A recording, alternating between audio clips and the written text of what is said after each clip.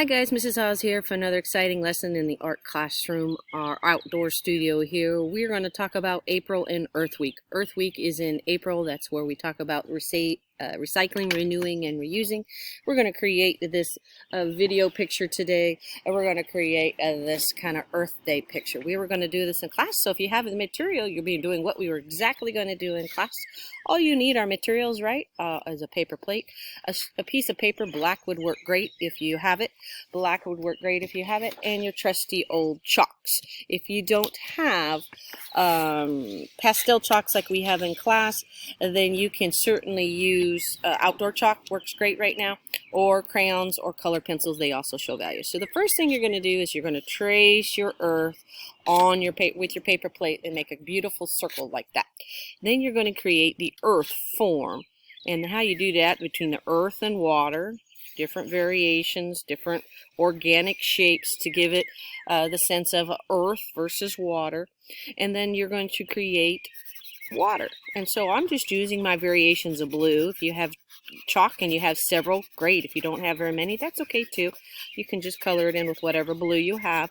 But when you change the color, you create a good sense of value. And value means you're changing the color to make it look 3D.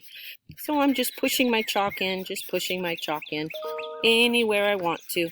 Pushing my different variations of blue. Now I have several variations because I did get to go get my big chalk palette from school. You use what you have handy to create dimension and depth by changing your value of blue. And you'll see that it starts to pop out and make it look 3D. That's the thing about art in our eyes, is if you change the value, the change of the color, it really gives the sense that your art has dimension, or making it look like it's three-dimensional. And I'm just pushing it in. Paper's porous. Now if you're using copy machine paper, it's not going to be as porous as construction paper. But you're pushing it in. Now the trickery with chalk is you don't want to blow it to your friend. You don't want to blow it to your mama's floor, right? You want to just push it in without blowing on it. Then you could tap it to the floor or the trash can. I can just tap it because I'm outside.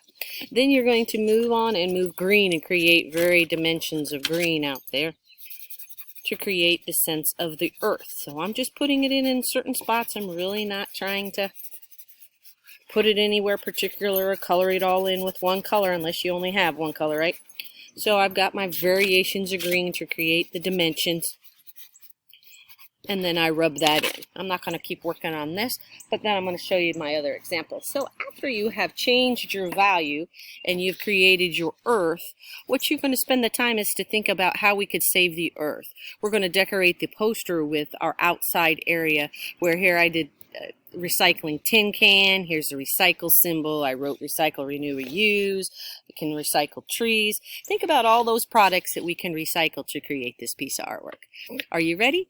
Set, go have fun making this Earth Day picture. See you soon.